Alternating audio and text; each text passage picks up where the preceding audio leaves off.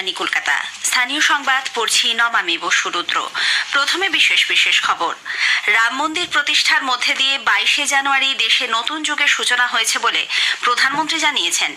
মুখ্যমন্ত্রীর অভিযোগ, গোটা অনুষ্ঠানের মাধ্যমে কেন্দ্রীয় সরকার ধর্মীয় মেরুকরণের চেষ্টা চালাচ্ছে। পঞ্চদশ অর্থ কমিশনের বরাদ্দ খরচের নিরিখে চলতি বছরে পশ্চিমবঙ্গ দেশের মধ্যে তৃতীয় স্থান দখল করেছে। যথাযোগ্য মর্যাদায় সারা দেশে আজ নেতাজি সুভাষচন্দ্র বসুর 128তম জন্মদিনটি পরাক্রম দিবস হিসেবে পালিত হচ্ছে। আয়োজন করা হয়েছে নানা অনুষ্ঠানের। সন্দেশখালীর কাণ্ডের তদন্তে সিট গঠন নিয়ে আপত্তি তুলে কলকাতা হাইকোর্টের ডিভিশন বেঞ্চের দ্বারস্থ হয়েছে ইডি। উত্তুরে হাওয়ায় ভর করে রাজ্যে জাঁকিয়ে শীত অনুভূত হচ্ছে। আজ এই মৌসুমের শীতলতম দিন। তাপমাত্রা নেমেছে 11 ডিগ্রির ঘরে। আর বিস্তারিত খবরে প্রধানমন্ত্রী নরেন্দ্র মোদী বলেছেন, বহু শতাব্দীর আত্মত্যাগ এবং ধৈর্যের পর রামলালা নিজের জন্মভূমিতে ফিরে এসেছেন। গতকাল অযোধ্যায় এক ঐতিহাসিক অনুষ্ঠানে দীর্ঘ প্রতীক্ষিত রাম মন্দিরের উদ্বোধন এবং রামলালার প্রাণ প্রতিষ্ঠার পর প্রধানমন্ত্রী বলেন, এই শুভ মুহূর্তে একই সঙ্গে মানবিক মূল্যবোধ ও আদর্শের প্রাণ প্রতিষ্ঠিত হয়েছে। বিরোধীদের সমালোচনা কটাক্ষ করে তিনি বলেন, ভগবান শ্রীরাম কোনো সমস্যা নয়, সকলের জন্য তিনি এক সমাধানের মাধ্যম। 22শে জানুয়ারি দিনটিকে এক নতুন যুগের সূচনা বলে প্রধানমন্ত্রী উল্লেখ করেছেন। 22 जनवरी 2024 का ये सूरज एक अद्भुत आभा लेकर आया है। 22 जनवरी 2024 ये कैलेंडर पर लिखी एक तारीख नहीं, ये एक नए काल चक्र का उद्गम है। आज से 1000 साल बाद भी लोग इस तारीख की, इस पल की चर्चा करेंगे।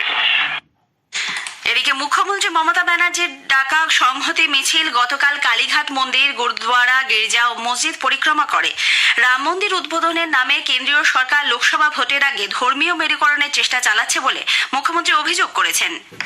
নির্বাচনের সময় ধর্মে ধর্মে সুরসুরি দেয়। বিজেপি যেমন হিন্দু ভোট ভাগ করার চেষ্টা করে, আবার কিছু দালাল নেতাও তৈরি করেছে মুসলিমদের মধ্যে। তারাও গিয়ে যাতে মুসলিম ভোট ভাগাভাগি হয় তার জন্য টাকা নেয় এবং ভাগ করবার চেষ্টা করে। আমি এটা করি না। ধর্ম থাকবে ধর্মস্থানে, কর্ম থাকবে কর্মস্থানে। অন্যদিকে 22শে জানুয়ারির দিনটিকে বিশেষ মাহাত্ম্য দেওয়ায় কেন্দ্রের সমালোচনা করেছে সিপিআইএম। দলের রাজ্য সম্পাদক মোহাম্মদ সেলিমের অভিযোগ, এর ফলে ইতিহাস বিকৃত করা হচ্ছে। আমরা এই জন্যই চেয়েছি এটা ক্যালেন্ডার যে চেঞ্জ করা হয়েছে, ইতিহাস নয়। জানুয়ারি মাসে আমরা সবাই জানি 23শে জানুয়ারি, 26শে জানুয়ারি, 30শে জানুয়ারি নেতাজির জন্মদিন, সাধারণতন্ত্র দিবস গোটা দেশের, রাষ্ট্রের, এবং তারপরে হচ্ছে গান্ধীজিকে হত্যা করেছিল নাথুরাম, তার স্মরণে আমাদের কর্মসূচি, সেগুলো আমাদের থাকবে। কিন্তু এই যে চেষ্টা করা হয়েছে 23কে সরিয়ে 22, এটা খুব পরিকল্পিতভাবে। একইভাবে 15ই আগস্ট যারা স্বাধীনতাকে বিশ্বাস করে না, স্বীকার করেনি, তারা বলল নতুন স্বাধীনতা এসছে 5ই আগস্ট, যেদিন আর্টিকেল 370 অ্যাবলিশ করা হয়েছে। These are nothing but distortion of history.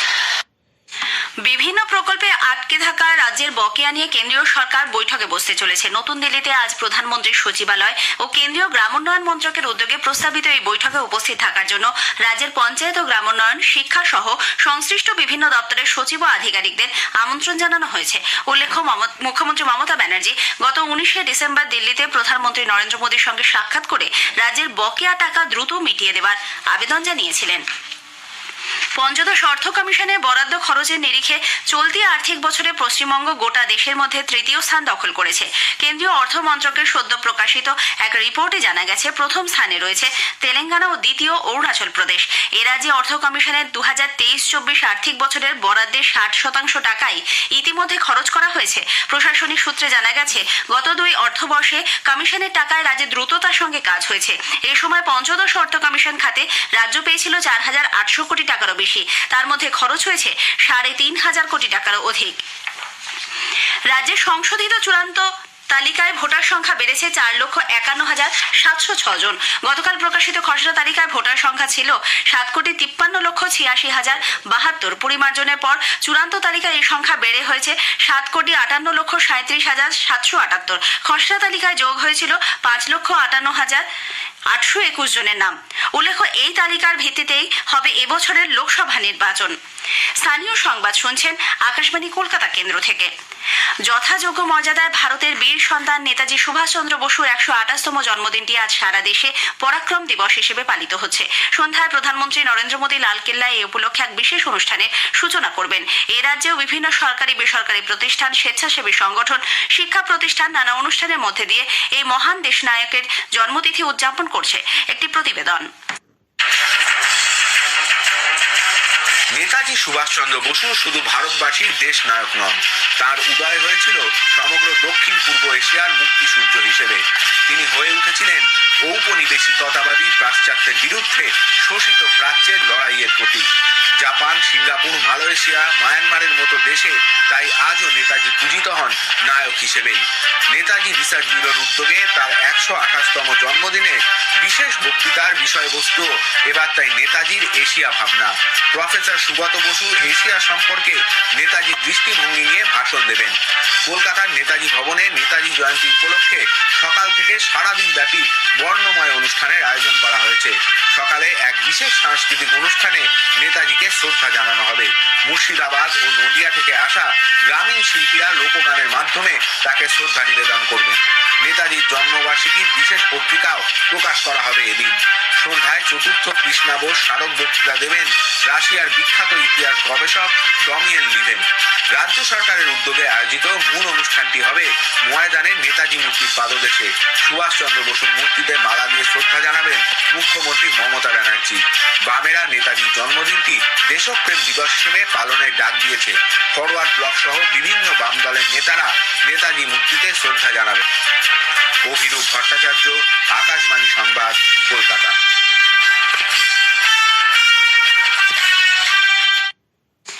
Netaji Subhash Chandra Basu জন্মদিনে মেট্রো রেল আজ কম ট্রেন চালাবে। নর্থ সাউথ করিডোরে প্রথম ও শেষ ট্রেন ছাড়ার সময় অবশ্য অপরিবর্তিত থাকছে। কবি সুভাষ ও দক্ষিণেশ্বরের মধ্যে 288টির পরিবর্তে আপ ও ডাউনে মোট 234টি ট্রেন চালানো হবে বলে মেট্রোর তরফে জানানো হয়েছে। সাধারণতন্ত্র দিবসের প্রাক্কালে রাষ্ট্রপতি দ্রৌপদী মুর্মু আগামী বৃহস্পতিবার 25শে জানুয়ারি জাতির উদ্দেশ্যে ভাষণ দেবেন। তাঁর এই ভাষণ সন্ধ্যে 7টা থেকে আকাশবাণীর সবকটি চ্যানেলে সরাসরি সম্প্রচারিত হবে। রাষ্ট্রপতির ভাষণের বাংলা অনুবাদ শোনা যাবে রাত 9:30টায় গীতাঞ্জলি FM গোল্ড ও মৈত্রী প্রচার তরঙ্গে। এর প্রেক্ষিতে আকাশবাণী কলকাতার সন্ধ্যে 7:35 বুলেটিনের সময় পরিবর্তন করা হচ্ছে। তা শোনা যাবে সন্ধ্যে 7:50 স্থানীয় সংবাদের পর রাত 8টায়। সাধারণতন্ত্র দিবসে রাজ্যপাল CV আনন্দ বোস রাজ্যবাসীর উদ্দেশ্যে ভাষণ দেবেন। সকাল 8:30 থেকে গীতাঞ্জলি FM গোল্ড এবং মৈত্রী প্রচার তরঙ্গে তা সম্প্রচারিত হবে। নতুন দিল্লির কর্তব্য পথে ওই দিন কুচকাওয়াজ অনুষ্ঠানের ধারা বিবরণী শুরু হবে 9:40 থেকে। শোনা যাবে গীতাঞ্জলি সঞ্চয়িতা FM গোল্ড প্রচার তরঙ্গে। এর প্রেক্ষিতে ওই দিন আকাশবাণী কলকাতার 10:10 স্থানীয় সংবাদ বাতিল থাকছে।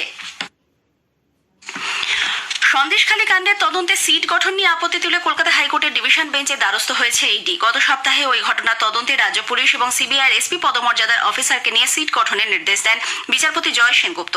এরপরই শুধুমাত্র CBI-কে দিয়ে তদন্তভার দেওয়ার দাবি জানিয়ে ডিভিশন বেঞ্চে গেছে ইডি। এ নিয়ে গতকাল প্রধান বিচারপতি TS শিবজ্ঞানমের ডিভিশন বেঞ্চে মামলা করে কেন্দ্রীয় তদন্তকারী সংস্থা। আগামীকাল এই মামলার শুনানি হওয়ার সম্ভাবনা রয়েছে। উল্লেখ্য, ইতিমধ্যেই রাজ্য সিটে তাদের সদস্য হিসেবে IPS আধিকারিক জসপ্রীত সিং এর নাম প্রস্তাব করেছে।